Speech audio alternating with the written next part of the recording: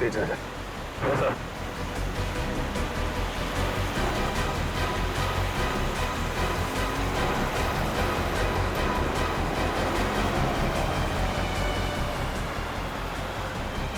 Overtake कर।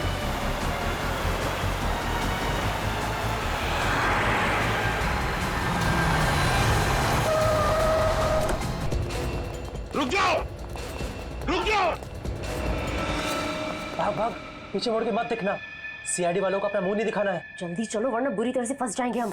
रुक जाओ ना तो गोली चला दूंगा मैं। श्रेया पकड़ो उन्हें।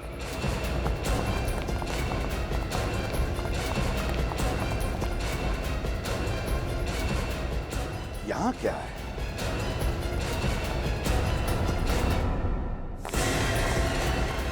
रुक जाओ। अब धीरे धीरे घूम जाओ।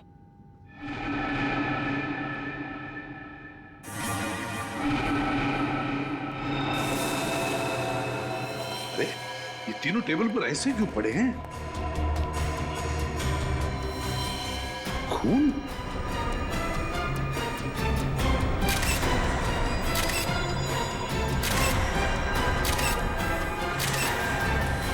सिर के बीचों बीच गोली लगी है, तीनों के। हाँ सर। हेलो रजत सर, ये इन तीनों के सिर में गोली मारी गई है। व्हाट? लगता है उन तीनों ने ही खून किया इनका। छोड़ो मत उन्हें, पकड़ो उन्हें। तीन तीन खून कर दिए तुम लोग। क्या सोचा था हमसे बच के निकल जाओगे? खून? लेकिन हमने किसी का खून नहीं किया है। झूठ मत बोलो। कॉन्फ्रेंस रूम में पड़ी 3 लाशें गवाह हैं तुम्हारे जुर्म की। हम सच कह रहे हैं सर, हम यहाँ उनसे मिलने आए थे, उन्हें मारने नहीं। अगर आप लोगों ने किसी को मारा नहीं तो फिर भाग क्यों रहे थे? क्योंकि जिस मकसद से हम यहाँ आए थे वो तभी पूरा होगा अगर आप हमें पकड़े नहीं, जाने दें। कैसा मकसद? ये देखिए सर, ये रहा चेक और इसके ऊपर खून लगा हुआ है। सर वो तीनों तो चेक लेने के लिए आए थे, तो फिर चेक लिए बिना कैसे चले गए? वही तो, आए थे चेक लेने के लिए, लेकिन चेक लेकर ही नहीं गए। और तो और साथ साथ इन तीनों का खून करके चले गए। ये कैसे हो सकता है? पंकज, मिताली को लेकर आओ जल्दी। सर उन तीनों को पकड़ के रखा। उन तीनों के नाम है मिंटू हसन, सुखी और मनप्रीत। श्रेया उन्हीं के पास है। लेकिन सर वो बार बार एक ही बात कह रहे हैं कि उन्होंने ये खून नहीं किए। मिंटू हसन, सुखी और मनप्रीत कह रहे खून नहीं किया। रजत, डॉक्टर तारिका को बुलवा लेते हैं और उससे इन तीनों की गन पाउडर टेस्ट करवाते हैं। पता चल जाएगा कितना सच बोल रहे, कितना झूठ। सारे कमरे की अच्छी तरह से तलाशी लेते हैं, कुछ ना कुछ तो जरूर मिलेगा। चेक करो।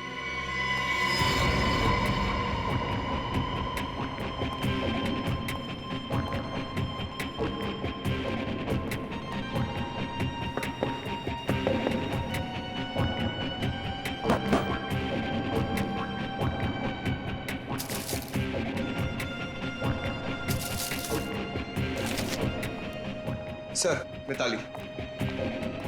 ये सब कैसे हो गया? किसने किया ये सब? मिताली बता, यहाँ इस कॉन्फ्रेंस रूम में आने के लिए क्या तुम्हारे पूरे स्टाफ को परमिशन लेनी पड़ती है? हाँ सर, जब भी कॉन्फ्रेंस रूम में मीटिंग होती है कोई भी बिना इजाजत के इस कमरे में तो क्या इस फ्लोर पर भी नहीं आ सकता। और आज तो यहाँ बहुत जरूरी मीटिंग थी, इसीलिए कृतिका मैडम, रणवीर सर और ईशान सर ने कहा था कि किसी को भी यहाँ आने की अनुमति न दी जाए जब तक मीटिंग खत्म न हो जाए। तो फिर वो तीनों कैसे घुसे इस कॉन्फ्रेंस रूम में? क्या तुम भी शामिल हो उनके साथ? बताओ। नहीं सर, आप ऐसा कैसे कह सकते हैं? मैं भला अपने बॉसेस को क्यों मारूंगी? उन्हें तो कृतिका मैम ने परमिशन दी थी अंदर आने के लिए। सर हाँ, पूरा कमरा छान मारा है, कहीं कुछ नहीं मिला। कुछ भी नहीं मिला? कुछ भी नहीं मिला इस कमरे में? है ना बड़ी अजीब बात। यहाँ इस कॉन्फ्रेंस रूम में आने के लिए और यहाँ से बाहर जाने के लिए सिर्फ एक ही दरवाजा है। यही दरवाजा है ना? हाँ सर। फिर ये सब हुआ कैसे? कैसे हुआ ये सब? जब हम लोग यहाँ आ रहे थे तब ये तीनों भी, मिंटू हसन, सुखी और मनप्रीत, भागे जा रहे थे यहाँ से। क्यों? और वो भी बिना चेक लिए। सारा चक्कर क्या है? कुछ ना कुछ तो गड़बड़ जरूर है। सर, हाँ, ये भी तो हो सकता है कि इन तीनों ने एक दूसरे को मार दिया हो। नहीं पंकज, मुझे नहीं लगता ऐसा हुआ है। अगर ये तीनों एक दूसरे को मारते तो कोई ना कोई गन तो हमें मिलती, कोई ना कोई गन। नहीं नहीं नहीं नहीं नहीं, इस सारी गुत्थी का जवाब इन तीनों के पास है। मिंटू हसन, सुखी, मनप्रीत।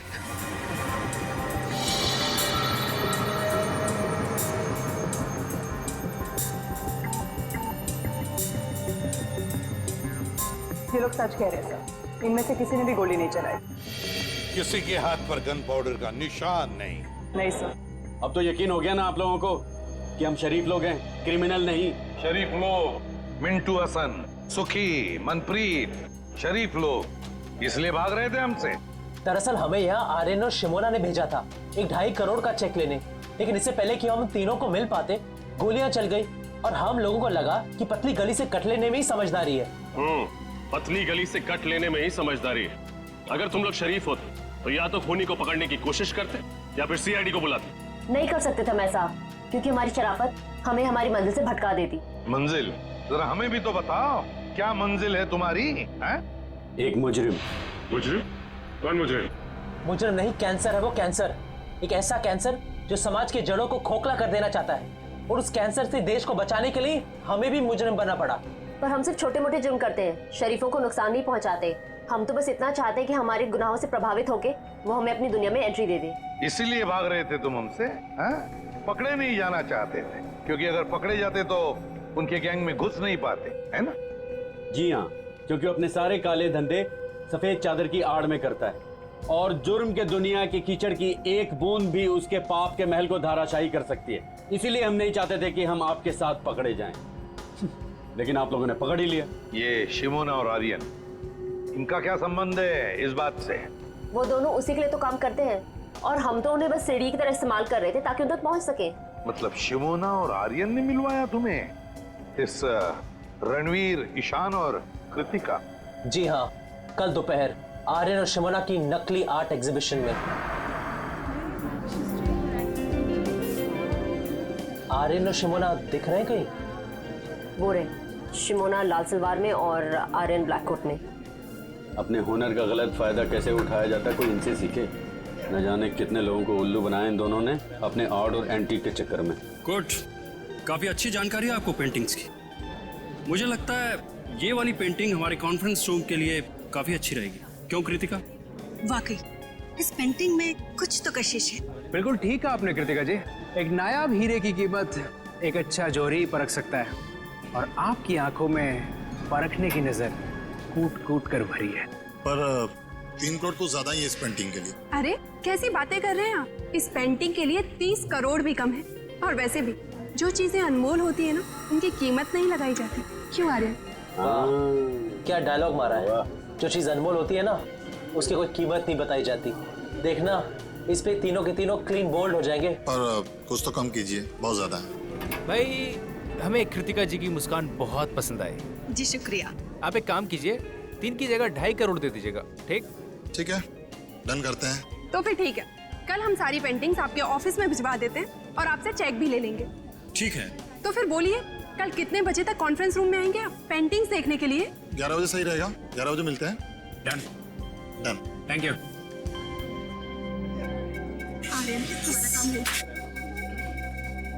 वैसे बहुत अच्छा फ्लर्ट कर रहे थे आप कृतिका जी के साथ। क्यों, तुमको बहुत जलन हो रही है क्या? कहो तो थोड़ा सा फ्लर्ट तुम्हारे साथ भी कर लो। भाई थोड़ी फ्लर्टिंग मेरे साथ भी कर लो मिस्टर आर्यन। आर्यन? नहीं, आर्यन नहीं, मेरा नाम केतन है। और मेरा नाम नटवरलाल। और ये सिमोना नहीं, मोना डार्लिंग। हाँ? लेकिन आप लोगों को ये कैसे पता चला? और हमें ये भी पता है कि कैसे तुम 200-500 रुपए की घटिया पेंटिंग्स को लाखों करोड़ों में बेचकर मासूम लोगों को चूना लगाते हो। Good job. कृतिका जी का दिल टूट जाएगा जब उन्हें पता चलेगा कि ये पेंटिंग नकली है, और वो जो आप उनकी मुस्कान की तारीफ कर रहे थे वो भी नकली है। समझे? कितना पैसा चाहिए तुम लोगों को? बड़े समझदार हो, जल्दी मुद्दे पे आ गया। हाँ, एक ठग को दूसरे ठग को समझने में ज्यादा वक्त नहीं लगता। हमें तुम्हारा पैसा नहीं चाहिए, हमें उस आदमी का पता चाहिए जिसके लिए तुम काम कर रहे हो। लेकिन क्यों? आप लोग हमारे बॉस तक क्यों जाना चाहते हैं? ये सोचना तुम्हारा काम नहीं है। अगर तुम चाहते हो कि तुम्हारी 420 की गाड़ी सही सलामत चलती रहे, तो जैसे कह रहे हैं वैसा ही करो। ठीक है, लेकिन आप लोगों को हमें ये गारंटी देनी पड़ेगी कि हम दोनों का धंधा चौपट नहीं होगा। दे सकते हैं? नहीं होगा। बस अब बताओ कैसे पहुंचेंगे उस तक? बहुत सरल है, बस आप लोगों को उन्हें यकीन दिलाना पड़ेगा कि आप लोग हमारे लिए काम करते हैं। पर वो कैसे होगा? सिंपल है, कल इस पेंटिंग के 2.5 करोड़ का चेक हम लोग नहीं, आप लोग लेने जाएंगे। शिमोना का इन तीनों से पूछना कि तुम लोग कॉन्फ्रेंस रूम में कितने बजे तक रहने वाले हो, ये बात कुछ हजम नहीं हो रही है। सर, हो सकता है इन तीनों का खून आर्यन और शिमोना ने किया हो। उन्हें ऐसा लगा हो कि हमारा भी काम हो गया और ये तीनों भी फंस गए। पंकज, जो तीनों भी आर्यन और शिमोना के कस्टमर्स थे तो वो उन्हें क्यों मारेंगे? नहीं नहीं नहीं नहीं, कुछ और ही चक्कर है।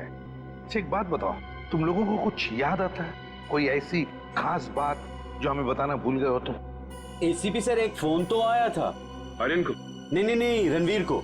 और वो बहुत गुस्से में बात कर रहा था फोन पे। नहीं, क्या बात कर रहा था वो? Excuse me.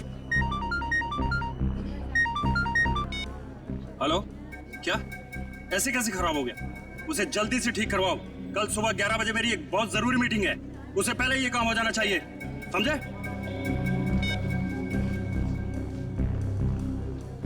मिस्टर रणवीर, या मेरी अभी अपने कारपेंटर से बात हो गई है। आज रात को ही जाकर वो ये आपके कॉन्फ्रेंस हॉल में खूबसूरत पेंटिंग लगा देगा। ओह नाइस, ये तो बहुत अच्छी बात है। इसका मतलब कल सुबह जब हम ऑफिस पहुंचेंगे तो ये पेंटिंग दीवार पर लगी होगी। बिल्कुल। गुड।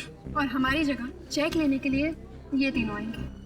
ओह, कौन है ये तीनों? ये तीनों भी हमारे साथ ही काम करते हैं। और जैसे ही हम यहाँ पहुंचे गोलियां चलने लगी। उसके बाद क्या हुआ आपको तो पता ही है। कुछ ना कुछ तो गड़बड़ जरूर है, कुछ ना कुछ तो गड़बड़ जरूर है, वरना इस आर्यन ने रात को फोन करके तुरंत पेंटिंग्स क्यों लगवा ली कॉन्फ्रेंस रूम में? कुछ ना कुछ तो गड़बड़ जरूर है। क्या तुम लोगों ने इन दोनों को देखा था बिल्डिंग में? नहीं, वो दोनों तो यहाँ कहीं नजर नहीं आए। कहीं भी दिखाई नहीं दिए। तो फिर ये खून किया किसने? ये खून किया किसने? किसने किया ये खून? आसान के पता चला गोलियां कैसे चली? हाँ, पता तो चला है कुछ, शायद मदद मिल जाए। तो बता दे। उसे कृतिका, ईशान और रणवीर ऐसे ही बैठे थे ना कॉन्फ्रेंस रूम में? बिल्कुल ऐसे ही बैठे थे और तीनों के सिर के बीचों बीच गोली लगी है। और वो गोली एक ही कैलिबर की है बॉस, जो तीनों को लगी है। और तीनों को गोली 55 से 60 डिग्री के एंगल से चली है, ऐसे।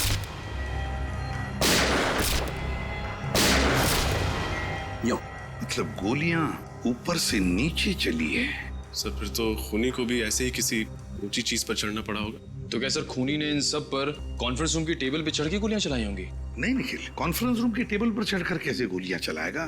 क्योंकि अगर खूनी या जो भी जिसने भी टेबल पर चढ़कर गोलियां चलाई तो फिर उसके जूतों के निशान मिलते हैं हमें। चलो, उसने जूते के निशान अगर साफ भी किए होते तो भी उसके जूते के नीचे जो धूल लगी रहती है वो तो मिल जाती, उसके ट्रेसेस तो मिल जाते हमें। वैसा तो कुछ भी नहीं मिला हमें। और एक बात सर, इन तीनों के शरीर पर कोई भी हाथापाई के निशान नहीं मिले। ओह, कोई भी हाथापाई के निशान नहीं? तो हो सकता है खूनी इन तीनों को जानता हो और शायद इसी बात का फायदा उठाया उसने और चला दी गोली। सड़के उस चेक के ऊपर जो खून मिला था वो किसका था? बस वो खून रणवीर का है। रणवीर का है? लेकिन सर, इन तीनों को मारकर किसी को क्या फायदा हो सकता है? इन तीनों को मारकर किसी का क्या फायदा हो सकता है ये तो हम पता लगा ही लेंगे श्रेया। लेकिन पहले उस कॉन्फ्रेंस रूम में फिर से जाना होगा, फिर से देखना होगा कि गोली चली कैसे। ऊपर से कुछ ना कुछ तो है उस कॉन्फ्रेंस रूम में जो हमारी नजरों से छूटा है। इस कॉन्फ्रेंस रूम में जाकर फिर से अच्छी तरह से देखते हैं, अच्छी तरह से। तो तुम हो विशाल, इस कंपनी के चौथे और सबसे बड़े हिस्सेदार।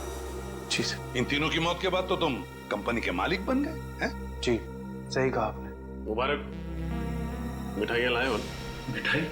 सर, मेरे पार्टनरों के साथ इतना बड़ा दुखद हादसा हुआ है और आप मिठाई खाना चाहते हैं? अब करोड़ों रुपए जो मिल गए तुम्हें और फिर कंपनी पूरी की पूरी तुम्हारी हो गई। नहीं सर, ये क्या कह रहे हैं आप? सर, पैसा तो हाथ का मैल है, पर इंसान की जिंदगी पैसे से कहीं ज्यादा अनमोल है। इसी हाथ के मैल ने अच्छे अच्छे लोगों की नीयत को गंदा किया है मिस्टर विशाल।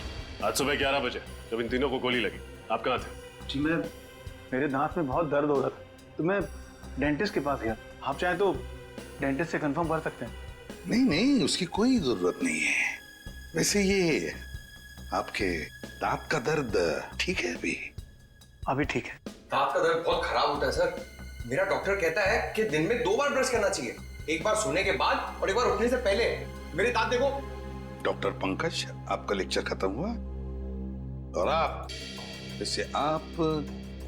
सर मैं अब है कृतिका के हॉस्पिटल। ओ, क्या लगता है आपको? आपको किसी पर शक है? कौन कर सकता है ये? नहीं सर, मुझे किसी पे शक नहीं है, पर सर जिस किसी ने भी किया ना उसे आप छोड़िएगा मत प्लीज सर। पता नहीं हो कृतिका के बिना मेरी जिंदगी कैसे कटेगी। मिस्टर अभय, हौसला रखिए, वक्त के साथ सब कुछ ठीक हो जाएगा। मुझे तो लगता है कि रणबीर सर की जान पहले से ही खतरे में थी। अच्छा, आपको ऐसा क्यों लगता है? सर, रणबीर सर ने शशांक और केदार के खिलाफ पुलिस में कंप्लेन की थी। वो दोनों कंपनी हथियाना चाहते थे और रणबीर सर कुछ दिनों से काफी अजीब सा बिहेव करते थे। ना हंसते थे, ना बोलते थे, हमेशा अकेले रहते थे। जहाँ भी जाते थे ड्राइवर को भी साथ लेकर नहीं जाते थे।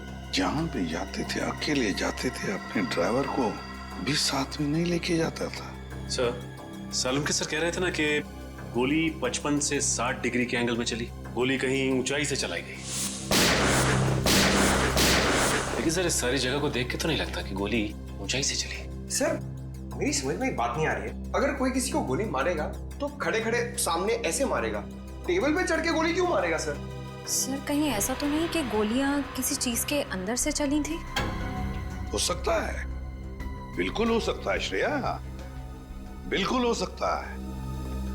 इस कॉन्फ्रेंस रूम का कोना कोना छान मारो, एक एक इंच देखो, कोई भी चीज हमारी नजरों से छूटनी नहीं चाहिए, कोई भी चीज।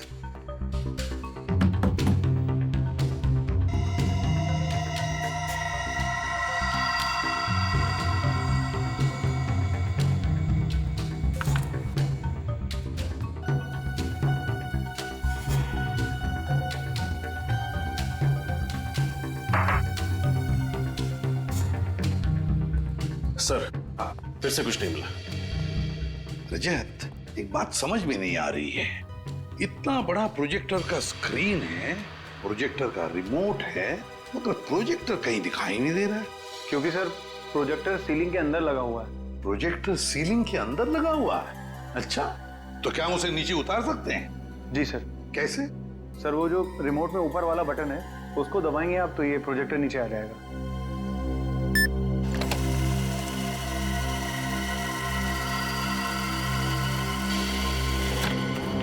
ओह, तो ये बात है, प्रोजेक्टर ऊपर सीलिंग के अंदर। विशाल जी, एक बात बताइए, ये रणवीर, ईशान और कृतिका, ये तीनों भी क्या मीटिंग के वक्त इन्हीं कुर्सियों पर बैठते थे या कहीं पर भी? जी हाँ सर, जब भी हम मीटिंग लेते थे कॉन्फ्रेंस हॉल में, ये तीनों इन्हीं जगहों पर ही बैठते। इन्हीं 3 कुर्सियों पर बैठते थे। रजत, उतारो इस प्रोजेक्टर को नीचे, खोलो।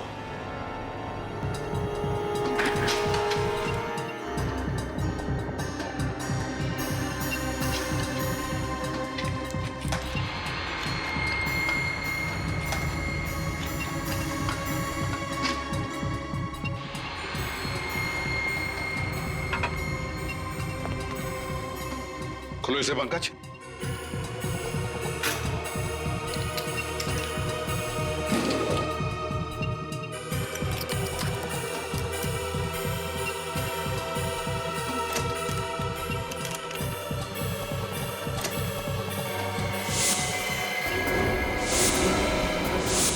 वाह रे वाह, इसमें तो गन फिट की गई है। प्रोजेक्टर के अंदर गन लगा के रखी है। मतलब खूनी जानता था कि ये तीनों सब इन्हीं कुर्सियों पर बैठते थे। जैसे इन कुर्सियों पर बैठे, प्रोजेक्टर के गन में से गोलियां चली और काम खत्म। हाँ सर, ये तीनों बेचारे कहाँ जानते थे कि प्रोजेक्टर के नीचे आते ही और गोलियां चलेंगी और तीनों मारे जाएंगे। मगर सर, प्रोजेक्टर में गन फिट की किसने? गन फिट की किसने? सर, मिंटू हसन कह रहे थे ना कि उन्होंने रणवीर को फोन पर किसी से बात करते हुए सुना था और रणवीर कह रहा था कि आज ही ठीक हो जाना चाहिए। उसे जल्दी से ठीक करवाओ। कल सुबह 11 बजे मेरी एक बहुत जरूरी मीटिंग है, उससे पहले ये काम हो जाना चाहिए, समझे? नहीं, रणवीर इस प्रोजेक्टर की बात तो नहीं कर रहा था? हाँ, हो सकता है। मिताली, क्या मीटिंग से पहले किसी ने इस प्रोजेक्टर को हाथ लगाया था? कोई रिपेयर करने आया था? सर, कल रात को आर्यन और शिमोना आए थे ये पेंटिंग लगाने के लिए। उसी दौरान एक इंजीनियर भी आया था प्रोजेक्टर ठीक करने के लिए। उस वक्त आप यहाँ थी? नहीं सर, मैं नहीं थी। रात हो गई थी तो मैं घर चली गई थी। मुझे वॉचमैन ने बताया। कौन था ये इंजीनियर? पता नहीं सर, कोई नया इंजीनियर था। वॉचमैन कह रहा था कि पहली बार देखा है। उस इंजीनियर ने अपना नाम, पता, नंबर तो दिया होगा? नहीं सर। कोई नया इंजीनियर जिसका नाम नहीं, पता नहीं, नंबर नहीं। वाह रे वाह, बहुत बड़ी प्लानिंग की इस खूनी ने। पहले इसने प्रोजेक्टर को बिगाड़ दिया, फिर अपने आदमी को बुला लिया इसे रिपेयर करने के लिए, इस नए इंजीनियर को, और उसके जरिए उसने ये गन फिट कर दी इस प्रोजेक्टर में। मगर ये इंजीनियर उसी वक्त आया था जिस वक्त आर्यन और शिमोना ये पेंटिंग लगाने आए थे। ओह, तो इसका मतलब है आर्यन और शिमोना, ये दोनों का कोई ना कोई कनेक्शन जरूर है इन 3 खूनों के साथ। सर, ये आर्यन और शिमोना हर जुर्म से पहले अपनी पहचान बदल लेते हैं। शायद इस वक्त भी अपने नए जुर्म के बारे में सोच रहे हैं। हाँ, तो पता लगाओ ये आर्यन और शिमोना इस बार अपने चेहरे पर कौन सा नया चेहरा लगाने वाले हैं। शशांक और केदार, पता है इस कागज में क्या है? क्या लिखा है सर? तुम्हारे अतीत का इतिहास। कैसा इतिहास? किस तरह आप लोग बड़ा मगरमच्छ बनकर छोटी मछलियों को खा जाना चाहते हैं, इसका इतिहास। अब तक कुल 15 कंपनियों को आप लोग अपनी कंपनी में शामिल कर चुके हैं, या तो पैसे का लालच देकर या फिर धोखाधड़ी से। इसमें गलत क्या है सर? हर बिजनेसमैन का एक सपना होता है कि वो अपना कारोबार फैलाए। आप लोग बस वही कर रहे हैं, मगर गलत ढंग से कर रहे हैं, गलत ढंग से। ये है वो 7 लोग जिन्होंने तुम्हारे खिलाफ कंप्लेंट दर्ज की है पुलिस में। इसमें रणवीर भी है। सर, वो कहते हैं ना, इंसान जैसे जैसे कामयाब होने लगता है तो उससे जलने वालों की तादाद भी बढ़ने लगती है। ये लोग जलते हैं हमसे सर। झूठ! इसलिए बिना वजह ये लोग हमारी तरक्की में बाधा डालने की कोशिश कर रहे थे। ये लोग झूठ बोल रहे हैं। क्या तुमने इन लोगों को धमकी नहीं दी कि तुम्हारी कंपनी हमें दे दो? हाँ या ना? नहीं सर, हमने इन्हें धमकी नहीं दी थी, सिर्फ प्यार से विनती की है। प्यार से विनती की? सीधे सीधे बता दो, क्यों मारा तीनों को? यकीन मानिए मेरा सर, हमने इन्हें नहीं मारा। हाँ सर, हम तो इन्हें जानते भी नहीं है। जानते भी नहीं? ठीक है, निकल, तेरा दिखाओ इन्हें फोटो। गौर से देखो, पहचानते हो इन्हें? नहीं सर, हम इन्हें नहीं पहचानते। ये शिमोना है और ये आर्यन, आपकी तरह 420। आर्यन और शिमोना, हम ये नाम पहली बार सुन रहे हैं सर। हाँ सर। सर, मुझे लगता है ये दोनों सच कह रहे हैं। उन तीनों के खून में इनका हाथ नहीं है। श्रेया, इतनी जल्दी ये कहना ठीक नहीं है। और अगर मान भी लिया कि इन दोनों ने खून नहीं किया, तो फिर खून किया किसने? ये खून किसी ऐसे आदमी ने किया है जो अंदर वाला है, अंदर वाला, और जो जानता था कि ये रणवीर, ईशान और कृतिका वहां उस कॉन्फ्रेंस रूम में 11 बजे आने वाले थे। सर, जिस क्लाइंट के साथ मीटिंग थी, हो सकता है वही हो इस सब के पीछे। हाँ, मगर विशाल और मिताली, इन दोनों ने तो हमें उसके बारे में कुछ नहीं बताया। सर, हो सकता है उन दोनों को पता ही ना हो कि ये मीटिंग आखिर थी किसके साथ। हो सकता है। सर, अक्सर जो बातें साथ वालों को पता नहीं होती हैं, वो बातें उनके ड्राइवर्स को पता होती हैं। तो ठीक है, ड्राइवर से पूछताछ करो।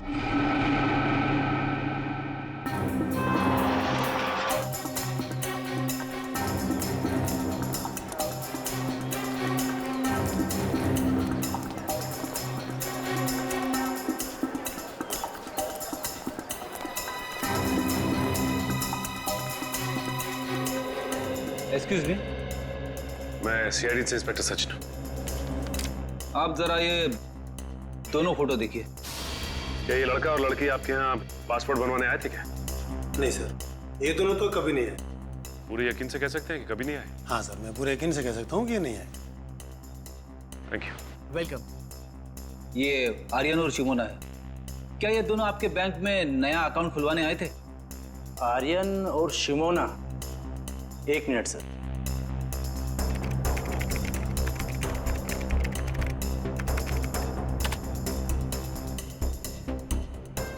नहीं सर, इन्होंने हमारे यहाँ कोई अकाउंट नहीं खुलवाया है। कोई बात नहीं, ये मेरा कार्ड है। अगर ये दोनों आपके बैंक में आए तो मुझे फौरन इन्फॉर्म कर दीजिए। Okay sir. Okay, thanks.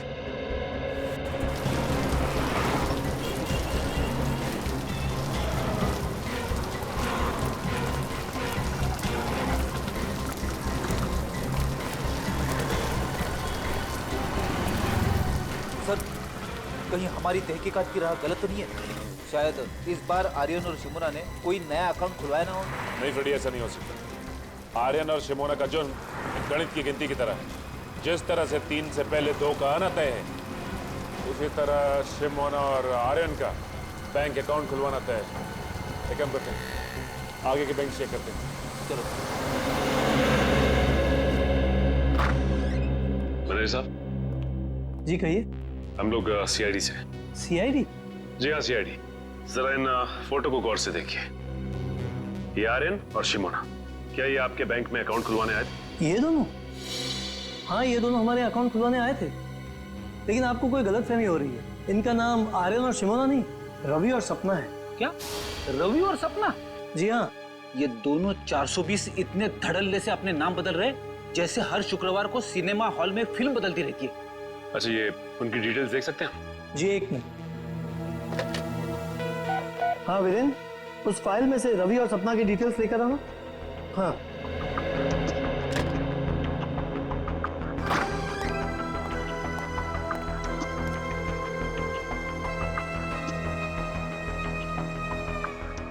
ये रहे इनकी डिटेल्स।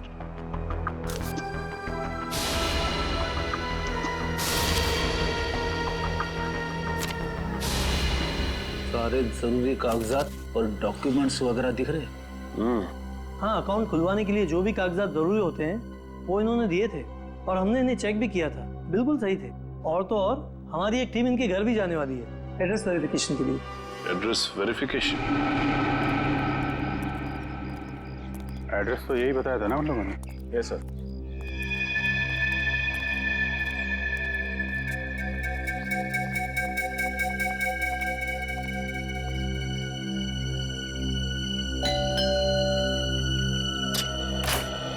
मिस्टर रवि।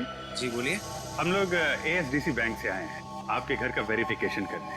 आपने नया खाता खोलने के लिए एप्लीकेशन दिया है ना? हाँ, आइए। आइए।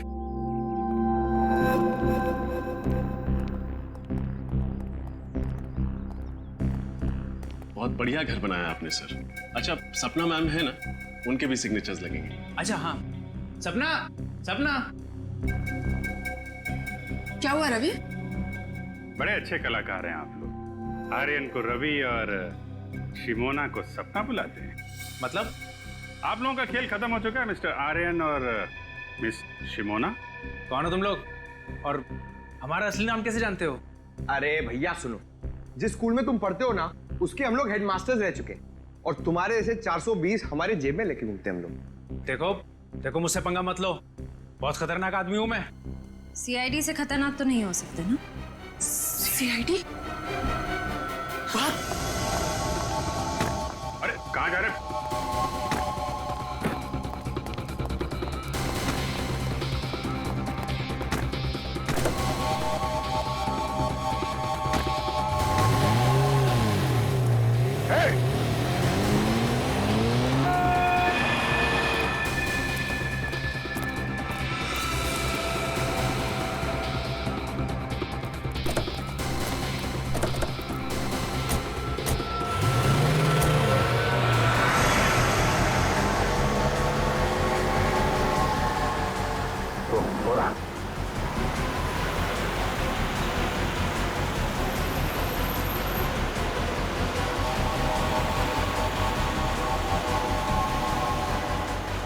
थोड़ा और तेज है सर।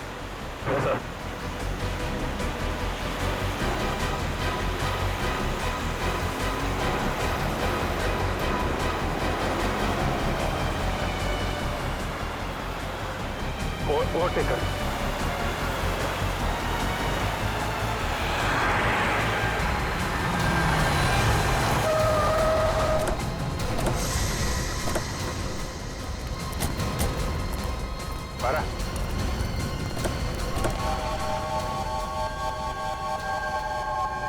कहाँ भाग रहा है? क्यों किया ये सब? सजे के पेंटिंग के बाद ही हम लोगों ने प्रोजेक्टर में गन फिट करी थी। 2.5 करोड़ रुपए तो तुम लोगों को वैसे ही मिलने वाले थे, फिर 3 खून करने की क्या जरूरत थी? क्योंकि अगर हम उनका खून नहीं करते तो वो हमारा खून कर देते। वो कौन? फिर वो पिछले महीने हमने एक आदमी को चूना लगाने की कोशिश करी जो हमारे जाल में फंसा ही नहीं। हाँ, तो मैं कैसे यकीन कर लूं कि जो जेवरात आप हमें बेचना चाहते हैं वो सब असली हैं और राजा महाराजाओं के वक्त के हैं? अगर आपको हमारे ऊपर यकीन नहीं तो ये रहा उसका प्रमाण पत्र। ये मिस्टर अभिमन्यु, उस राजघराने के वारिस, उनका नाम और नंबर इसी में। और वैसे भी अगर आपके बॉस को हम पर यकीन नहीं होता तो नीलामी में 5 करोड़ रुपए की बोली क्यों लगाते? ठीक है, बिना भरोसे के कोई भी सौदा पक्का नहीं हो सकता है। ये लीजिए अपनी रकम।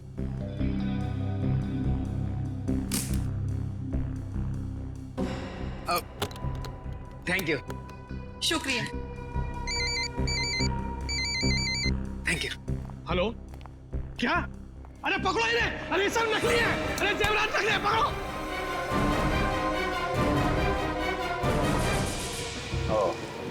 तो उन लोगों ने सोचा कि तुम्हें पुलिस के हवाले करने की बजाय क्यों ना तुमसे एक जुर्म और कराया जाए। सर, हम तो खून करने के बारे में सोच भी नहीं सकते। हम लोगों से पैसे ले, उनकी चाहने नहीं लेते। खून करने से इतना ही परहेज था तो क्यों साथ दिया उन लोगों का? सीआईडी के पास आना चाहिए था तुम लोगों को। कहाँ पकड़े गए थे तुम दोनों? सर वो होटल रिज में।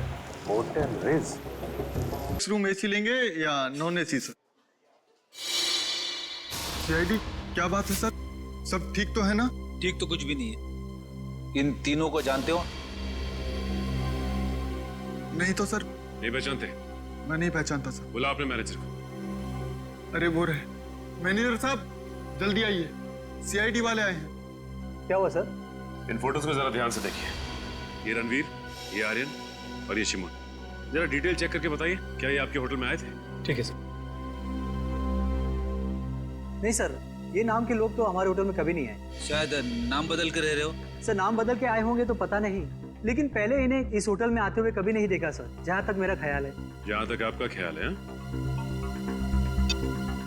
हेलो, हाँ जरा अंदर आना तो।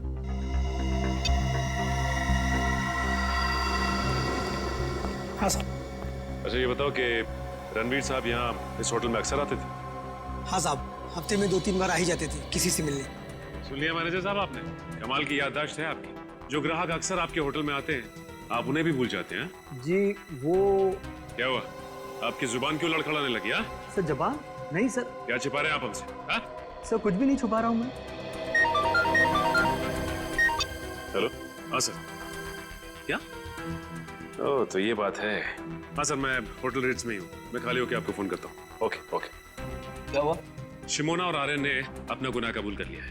10 दिन पहले इसी होटल में एक ज्वेलरी एग्जीबिशन हुआ था, जिसमें फिर से उन लोगों ने एक बार किसी को बेवकूफ बनाने की कोशिश की, लेकिन नाकामयाब रहे।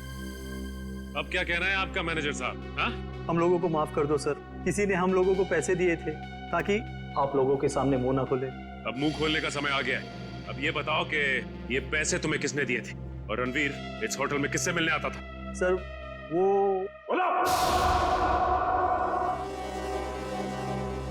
निखिल, इस वॉचमैन को ठीक तरह से समझा दिया है ना? हाँ सर समझा दिया, लेकिन थोड़ा डरा हुआ है। सर ये जो कोई भी है जो आर्यन और शिमोना को फंसा रहा है, बहुत चालाक है।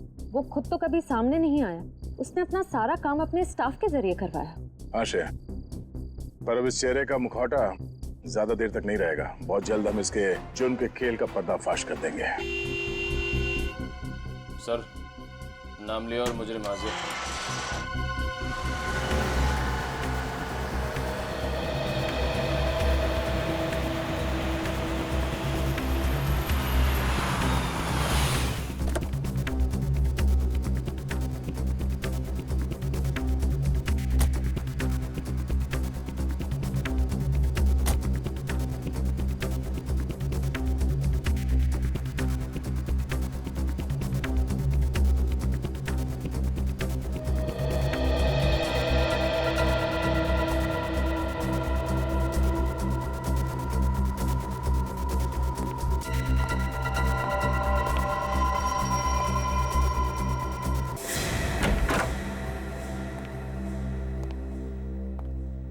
ये घर की सारी लाइटें ऑन क्यों हैं?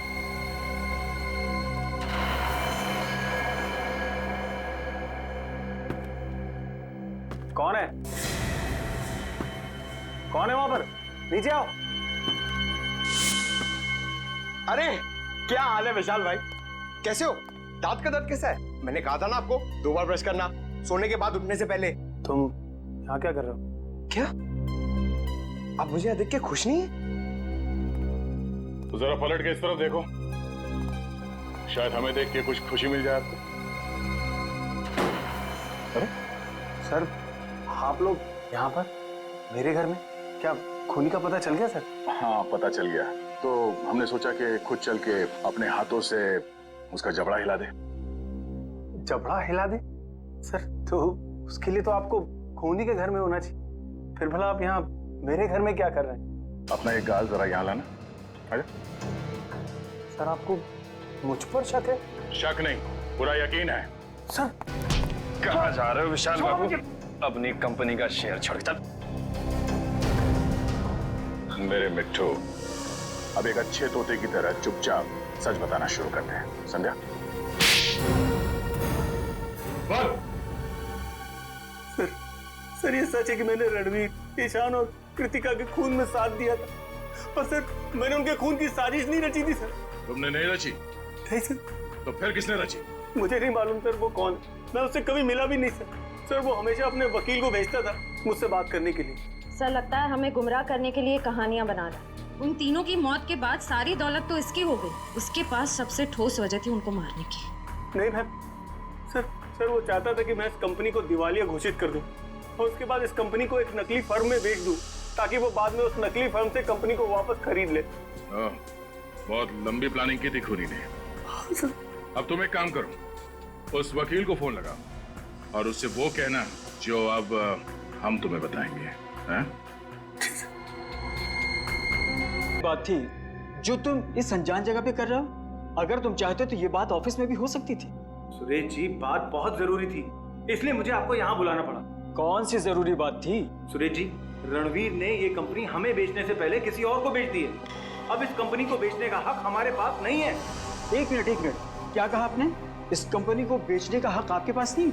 हाँ मैं सच कह रहा हूँ, रणवीर ने बाकी सारे पार्टनरों के साथ गद्दारी की और इस बात की भनक तक नहीं लगने दी किसी को।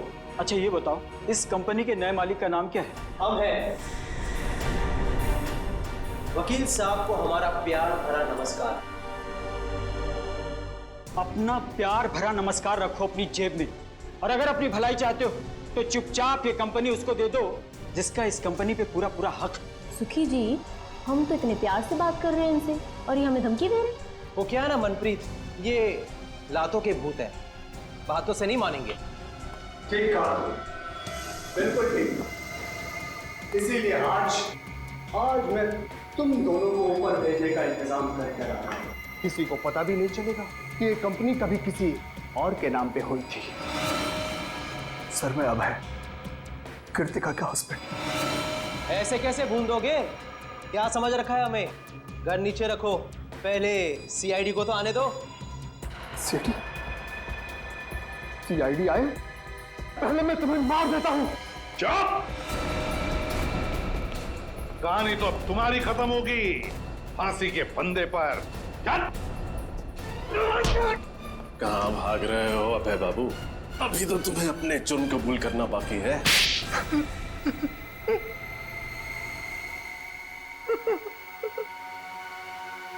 तीन खून करके पेट नहीं भरा तो और 2 खून करने चले थे। हा? और खून करूंगा मैं, और करूंगा। जो भी मेरे और मेरी कंपनी के बीच में आएगा वो सबको मरना पड़ेगा। गद्दारी की थी मेरी पत्नी कृतिका ने मेरे साथ। कैसी गद्दारी? मैंने कृतिका, ईशान और रणवीर को पार्टनर बनाया था अपनी कंपनी में, ताकि वो तीनों मेरी मदद कर सके बिजनेस में, पर उन तीनों ने मिलकर मेरा ही पत्ता काट दिया मेरी कंपनी से। और ये विशाल जिसे मैंने लाया था, इसका हिस्सा मुझसे भी ज्यादा है मेरी कंपनी में। और इसलिए तुमने विशाल को अपने साथ मिला लिया और प्लान बनाया रणवीर, ईशान और कृतिका को मारने का, है ना? क्यों विशाल? फिर तुमने आर्यन और शिमोना की मदद ली और कॉन्फ्रेंस रूम के प्रोजेक्टर में वो मैकेनिज्म फिट कर दिया और ये बेचारे तीनों के तीनों मारे गए। तुम्हें पता था कि ये तीनों मरने के बाद इनका सारा हिस्सा विशाल को मिलेगा और विशाल कंपनी का मालिक बनेगा और फिर किसी भी तरह से तुम विशाल से कंपनी हथिया लोगे, क्यों? है ना? हाँ। फिर क्या करता मैं? क्या करता मैं? अपनी खोई हुई कंपनी पाने के लिए यही एक रास्ता था मेरे पास।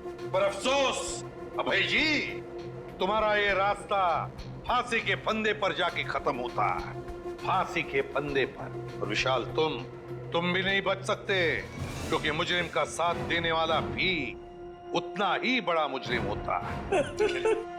ले जाओ इन। चलो सर मुझे माफ कर दीजिए सर। सर मुझे माफ कर दीजिए सर। चलो सर मेरे कुछ नहीं है सर, मुझे माफ कर दीजिए। केस तो सॉल्व हो गया। हाँ रजत, ये केस तो सॉल्व हो गया, मगर वो तीनों कहाँ हैं? मिंटू, हसन, सुकी, मनप्रीत, उन तीनों ने भी बहुत मदद की हमारे इस केस में। पता नहीं कहाँ है सर, उनकी कोई खबर ही नहीं। अच्छे बच्चे हैं, बता रहे थे मंजिल के बहुत करीब पहुंचने वाले हैं। 26 तारीख बजाते रहो अच्छे बच्चे तो